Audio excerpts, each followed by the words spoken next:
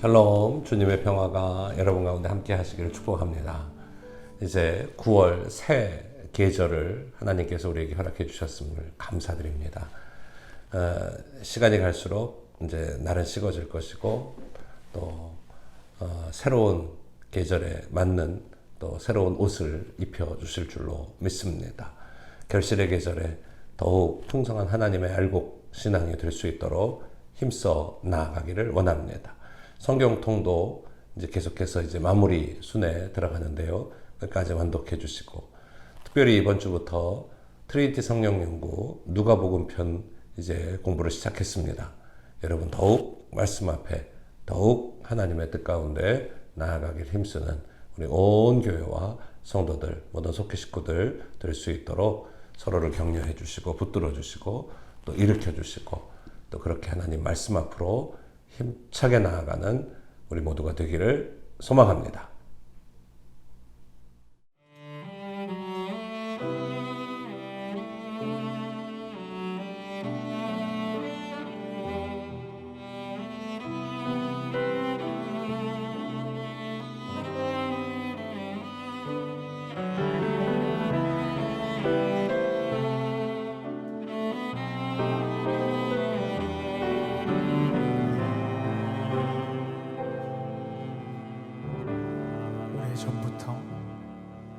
오래전부터 날 누르는 내 안에 깊은 절망, 아무 희망도 어떤 기대도 내겐 없는데 사람들의 외면과 날 거절하는 눈빛, 아픈 상처로 짙은 어둠으로 깊이 빠져만 가는데 어디선가 내게 들리는 하나님 아들 주님 이야기, 그분이라면 그의 옷자락이라도 내 마지막 소망이니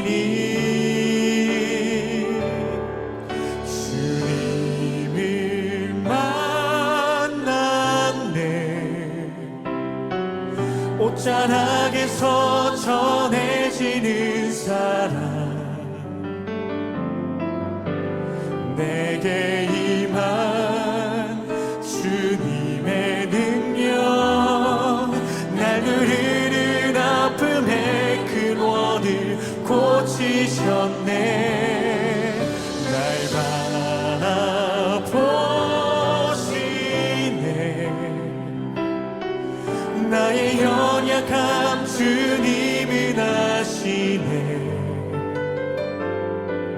깊은 절망에서 날 자유케 하신 사랑, 나 찬양해.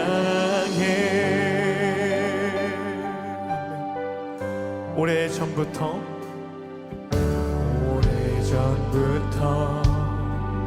날 누르는 내 안에 깊은 절망, 아무 희망도 어떤 기대도 내게 없는데 사람들의 외면과 외면과 날 거절하는 눈빛, 아픈 상처로 짙은 어둠으로 깊이 빠져만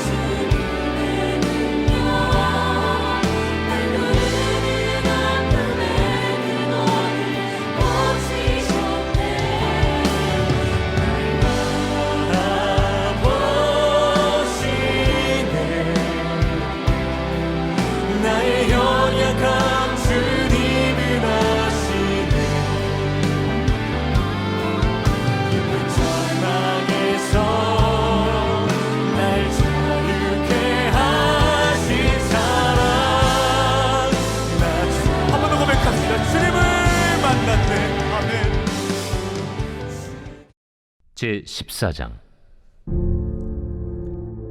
이고니온에서 두 사도가 함께 유대인의 회당에 들어가 말하니 유대와 헬라의 허다한 무리가 믿더라.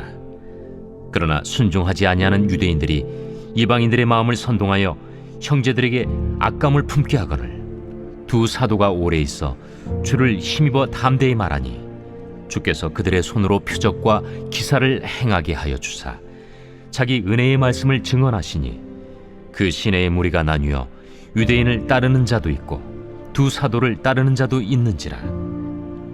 이방인과 유대인과 그 관리들이 두 사도를 모욕하며 돌로 치려고 달려드니 그들이 알고 도망하여 루가오냐의 두 성 루스드라와 더베와 그 근방으로 가서 거기서 복음을 전하니라.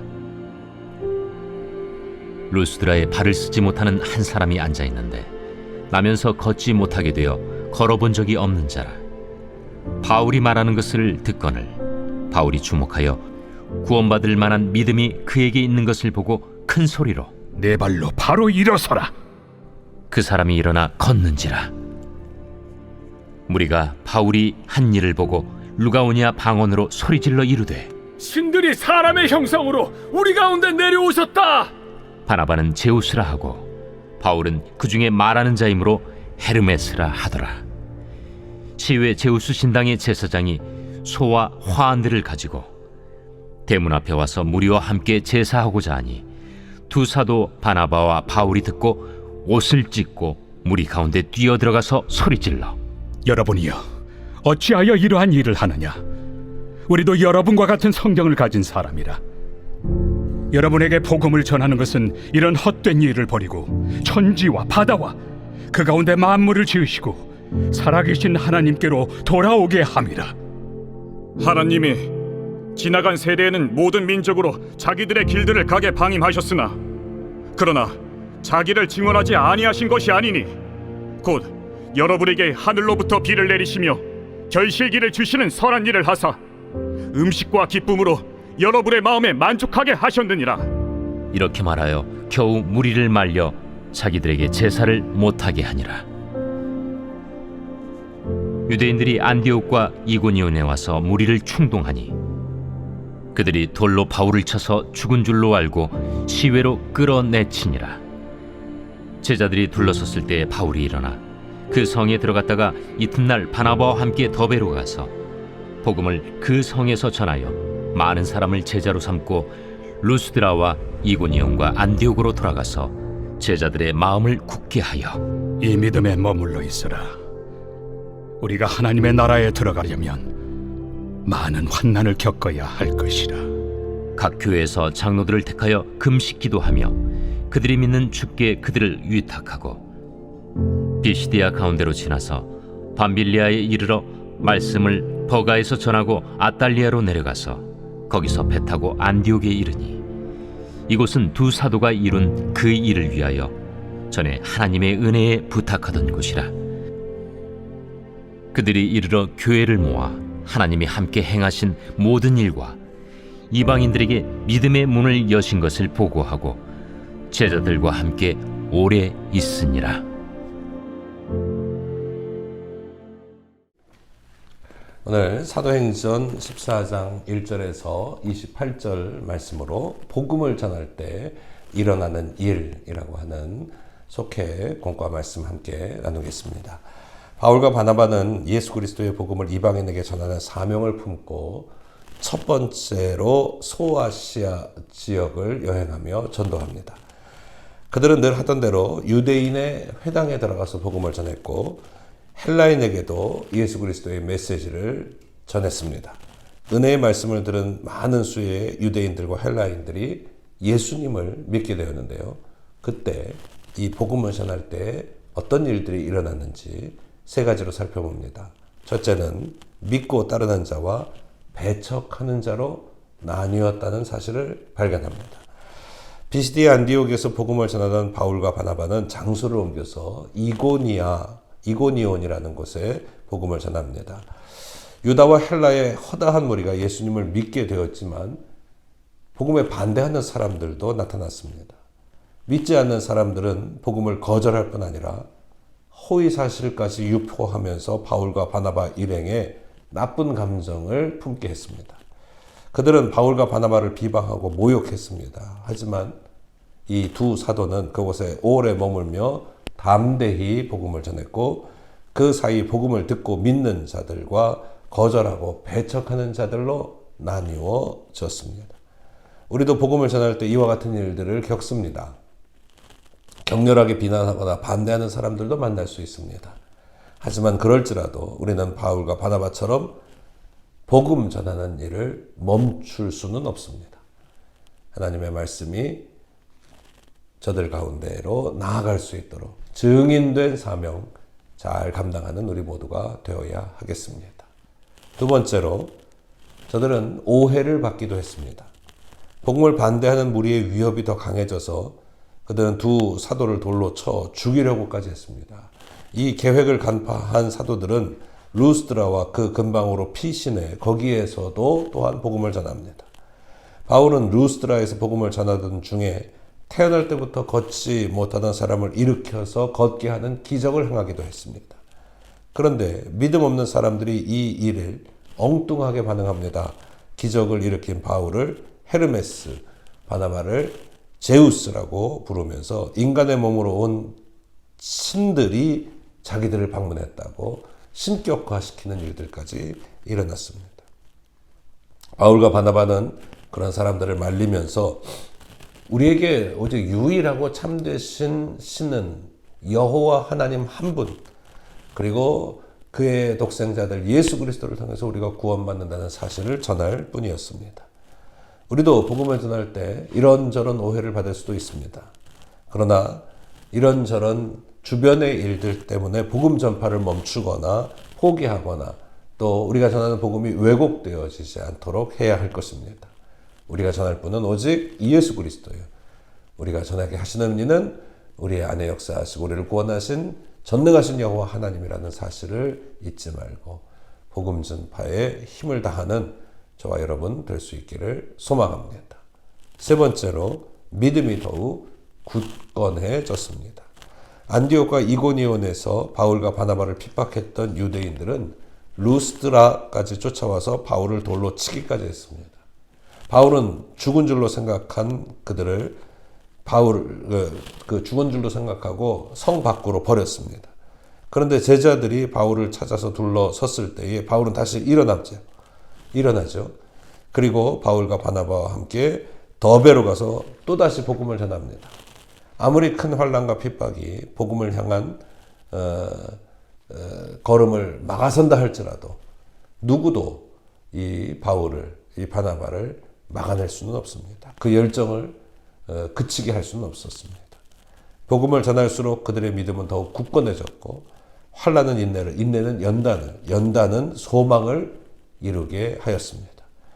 바울과 바나바는 제자들에게 하나님 나라에 들어가려면 많은 환난을 겪어야 한다면서 그런 가운데서도 오직 믿음에 굳게 서라고 권면하고 있습니다.